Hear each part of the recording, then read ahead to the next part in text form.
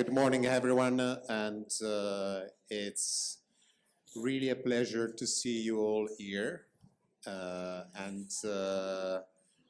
think we are also streaming now, so good morning and good evening to everyone who's following us from elsewhere. And we're very grateful to our sponsor, Strauss & Co. Let me give you some hints of what Strauss & Co.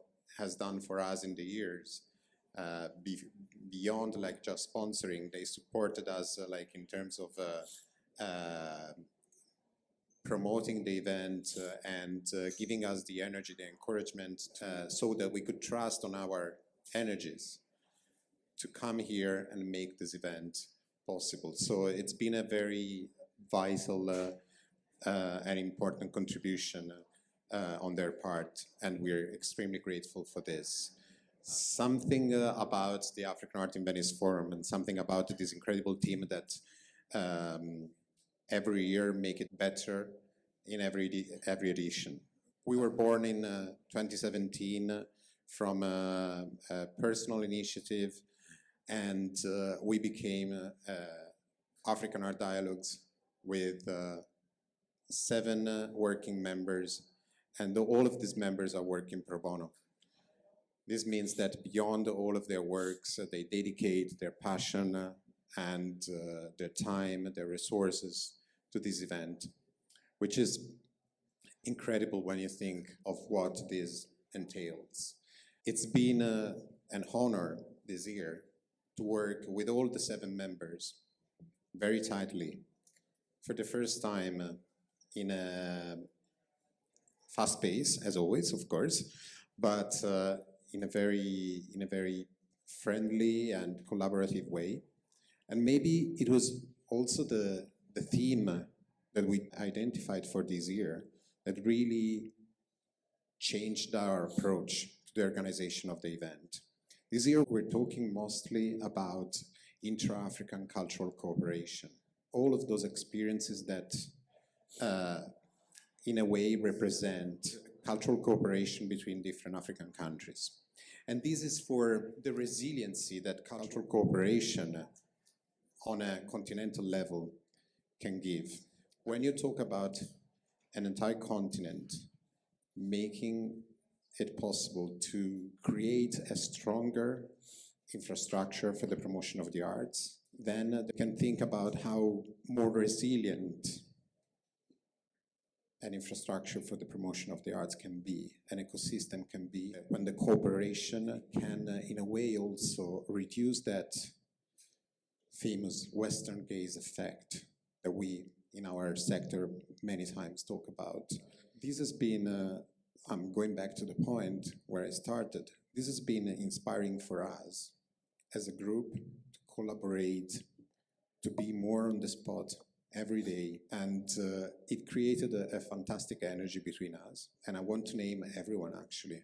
Azza Satti, who's here with me, Georgiana Wordbut, Alexandra Topalski, Attilio Meoli, Lupo Geronazzo Alman, Ilaria Conti, who's not here with us this year. They all worked for the same goal, and it's the result that you're seeing here. So I would really like to thank you all for being here, and I hope that this specific edition of the forum will give you the same inspiration to cooperate. After this, I would like to give you the word, our dear Skinder, who's the director at British Council Arts, and he's been here with us in the past edition, and he promoted 2 wonderful discussions, conversations, and we're very happy to have you here again. Thank you very much. Thank you.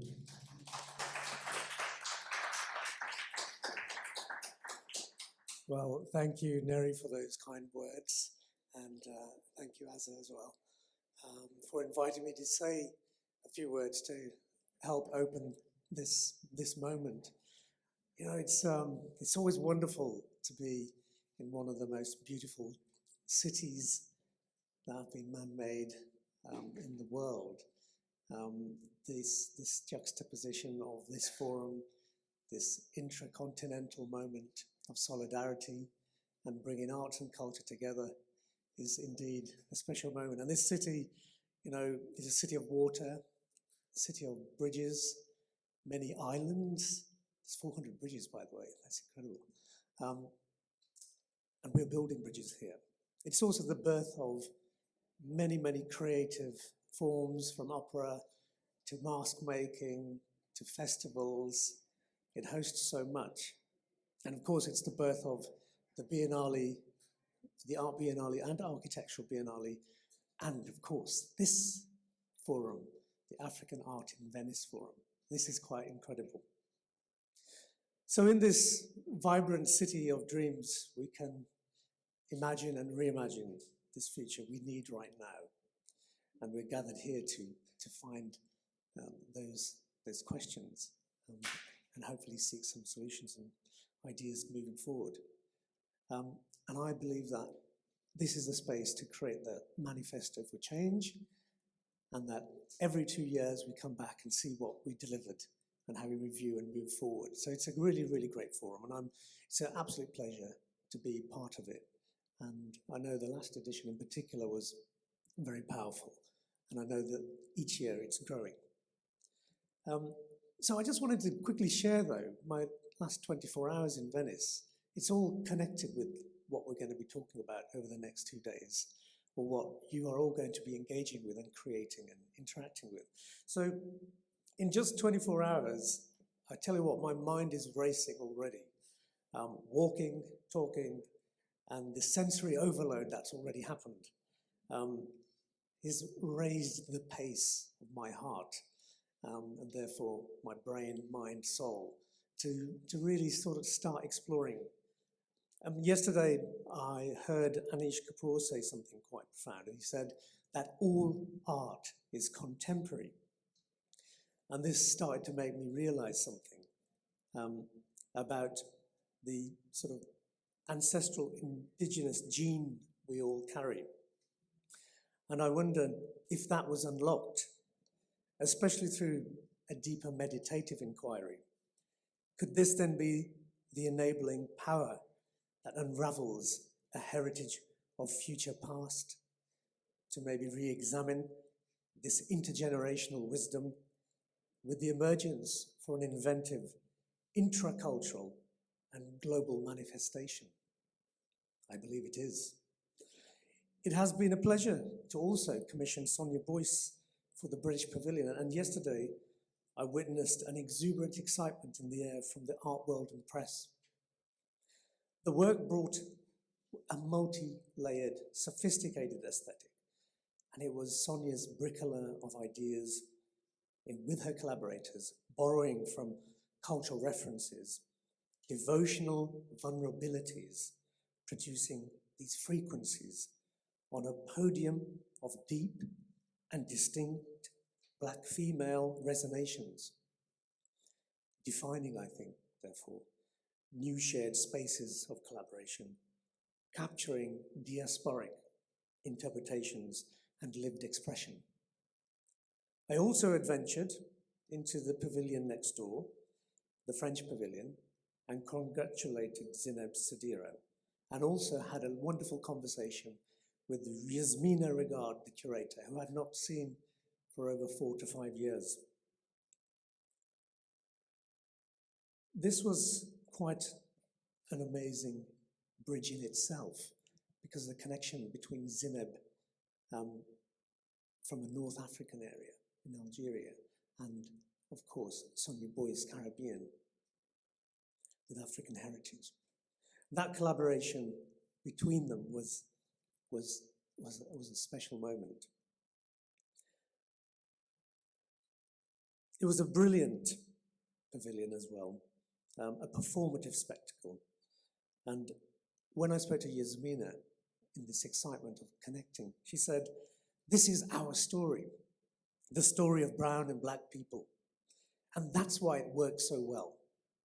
And I chuckled and I laughed, and I thought, 5 years ago, 10 years ago, who would have known that we would be here commissioning in national pavilions and curating and presenting in this way. So things are moving on. And what I was determining in my observation from yesterday was that the narrative for Black Indigenous people of colour was increasingly layered and interwoven. And there is a collaborative autonomy that is intersecting and synergizing right now, especially when in Zineb Sadira's living room installation, I witnessed Sonia Boyce in conversation with Ghislaine Tawidros on the TV set. And I think that bridge, that connection, that interweaving of intracultural exchange was a genius nod. It's only day 2 of the Venice Biennale and day 1 here at the Forum. And so I'm looking forward to visiting the African pavilions over the next days and connecting with so many of you in the room as much as I can. The African Art in Venice Forum in its 3rd edition. This is a great moment. It means it is positioning itself as one of the key centres of gravity in the discourse within African contemporary visual arts, culture and expressionism. Of course, it is not the only one. There is much happening worldwide, and I know in the UK we are on a real big roller coaster right now. But it is a forum curated with focus within the magic of an international biennale of huge proportions in an inspiring space and place. The very room we are in, for example. The biennale has an ever-expanding presence of African art. There's something about this. This year, 60% of the new nations at the Biennale are from African nations, Cameroon, Namibia, and Uganda. And borrowing from the academic Felwine Sarr, there is an African state of mind at play. And playing on the Biennale's main exhibition theme, Milk of Dreams, the book by Leonora Carrington, over the next 2 days, you will be envisioning new imaginations yourself and exploring otherworldly phenomena, trying to understand the complexity of life and the other dimensional paradigms unexplained that now need defining, a xenogenesis of sorts, quoting from Otlithgru. 1/5 into the new century, I feel that we are fracturing into and towards a code red. We seem to be in a continuous loop of being broken, then healing, repairing, revisiting trauma. The rug keeps slipping beneath us on a regular cycle, it seems. A cycle that in itself is a biennial of extreme proportion. And we are also seeking, however, happiness, joy, peace, prosperity, collaboration and connection, and strengthening. These paradoxical collisions mean we are simultaneously dealing with the urgent and the important issues for the long term, and it means we are juggling with immense complexity, instability, unexpected disruption, and trying to live life too. I believe this biennial forum is a place to share and reflect our learnings, and most important site for our own booster injection to create a solid core, what I call the Bruce Lee six-pack, so that we are agile, sharp, ready and responsive, so that we can create this contemporary future world in the moment we are in and create that utopian balance. So this is the Forum for Ideas, a place to connect, build our own, I would say, newly designed technological bridges, or high-tech bridges, and create our own waterway of ideas that flow in a multitude of directions that enable health, wealth, and wisdom to be realized, truly realized, with a genuine truth, where new narratives are encouraged and realized, and unheard and seen narratives are also given a mantle, given an amplification and acceleration. The themes and the guest speakers this year, I believe, are spot on. Restitution, new digital markets, realities and fictions of the diaspora, ancestral heritage and the homelands.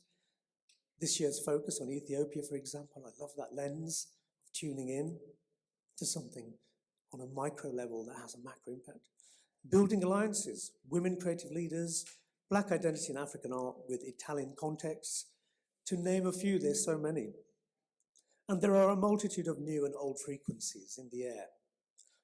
And I wonder what you out there are tuning into, or what you out there are broadcasting in terms of a new wave of thinking that others can tune into as well.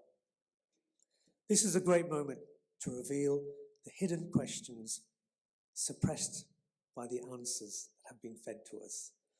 I wish you all the best, and I'm looking forward to engaging.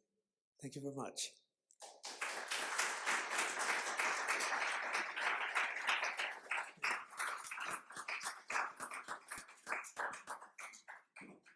Thank you very much. Hello, can you hear me? Thank you very much, Skinder.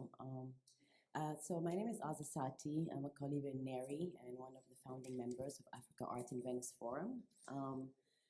Well, my opinion and what I think what has happened, especially after the pandemic, is we were very much in that era from 1989 to 2000 of the global. And I think the pandemic, what created is the local and the regional. And this shift that happened economically, in terms of economics and trade, I envision it that is happening as well within the arts world, especially in the continent, where we are looking within Africa and its diaspora for solutions. We're looking within the local ideas and thoughts and cooperations within each other. And what I hope with this theme that we have this year with the Africa Art in Venice is looking at these strengthening these relationships, but also with allies and people who have been working with us throughout the continent and abroad, in terms of like, how do you envision this locality, this regionality of working with each other and cooperating. And I would really like to say that I would like to thank my team, of course. We've been working with each other for the past 7 years, a team that has become family. And we have been working very tiredly and seamlessly in creating this vision of how do we see communities and networks being built and threaded with each other, multiple layers and multiple in terms of thinking and ideas that are very different, but at the same time to create a very holistic and a organic community and humanity. And as well, I feel that reflects a lot in terms of the content partners that we've had with Ashiko, the Recovery Plan, with Art Arctic, as well as something something we Africans got, of course, and the African Art Galleries Association, Intersect Cape Town Art Fair. All content partners that really understood the way that we as a team envision what that means. It's not a branding thing when you come and talk about your projects. It's more about the ideas that you have, how do you share and bring other people to talk about a certain topic, and for it to challenge perspectives and to challenge how do you interact with each other. So I'm very happy that these content partners came in on board with us, and for them to be part of this family that we're creating here at African Art in Venice Forum. I would also like to thank, of course, our amazing sponsors, Strauss & Co. You guys believed in us from the beginning, and you continue to believe in us, and really being holistic in the way you approach the work that we would like to create here.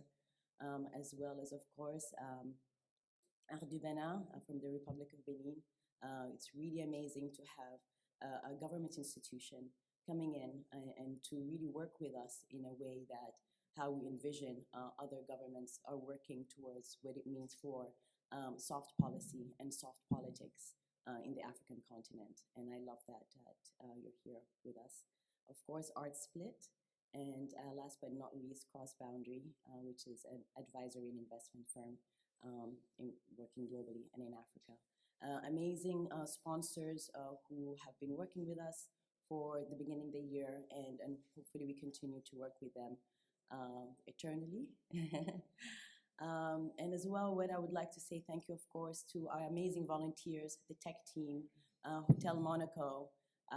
They really are, every year I think we're getting better and better. Right now I think we are what I say, we're a Pisces. We're born in February 29th, so it's every 2 years, every 4 years, let's say. So every 4 years. So instead of being 7 years old, we're 3 years old, you know. We're going through our crazy twos, yeah. And we are, again, we're growing, and I think what I would love is for all of us to grow together to create a better space for dialogue. And yeah, so thank you very much. And I would like to go ahead and introduce the next panel.